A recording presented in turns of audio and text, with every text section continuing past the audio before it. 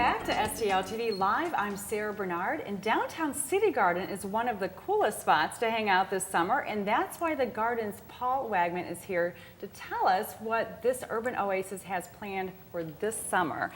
And it's cool because of water features, which we'll talk about in a few minutes. Yes. But Paul, welcome to STL Live. Thank you, are Sarah. Senior Vice President with Fleischman Hillard, and Correct. you represent the Gateway Foundation, which Right. built the garden, the Citygarden. That's right. That's so right. how did that all come to be? Well, there's an interesting history to that. It has to do with the renaissance of downtown St. Louis.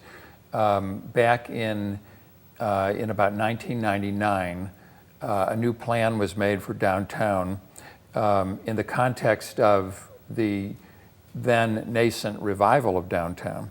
And those involved in making this plan realized that downtown was going to come back, and that the people moving into downtown were going to need some recreational facilities, and that they could make downtown more attractive for those people and increase the momentum of the revival if downtown had a really outstanding amenity or amenities.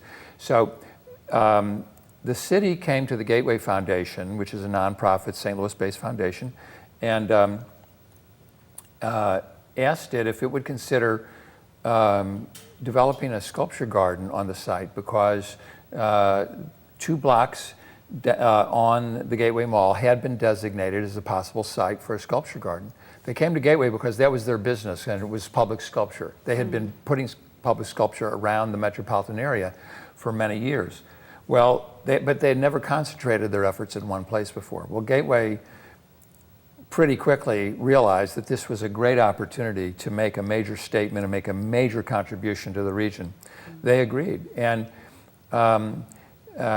in a very short time came up with a plan, chose a landscape designer out of Charlottesville, Virginia, and made an agreement with the city, cooperation agreement, a legal cooperation agreement with the city, to do this fantastic garden.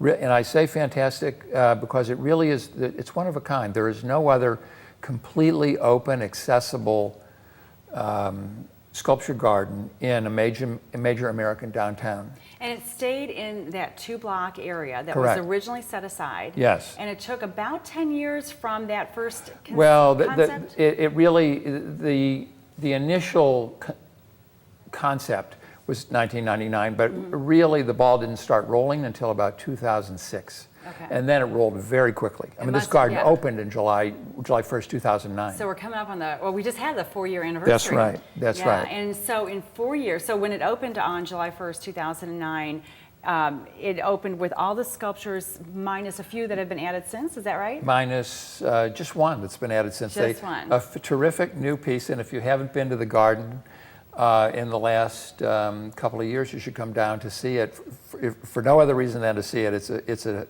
I think, hilarious piece. It's called Big Suit. It's a very large piece mounted on a large pedestal, and it is of literally an empty suit. It's a hollow aluminum piece. A man who is portly can hardly button his suit. His suit is pink. Yeah. And he happens not to have a head. And he happens not have a head. Interesting. And a lot of the sculptures at Citygarden have that sort of whimsical feel. That's right. There's a strong whimsical streak to Citygarden. At the same time, there are many very serious pieces. I mean, it's a great blend of moods. There's some that are kind of eerie. And then the video wall, which is ever-changing, and we'll talk more about that in the next segment.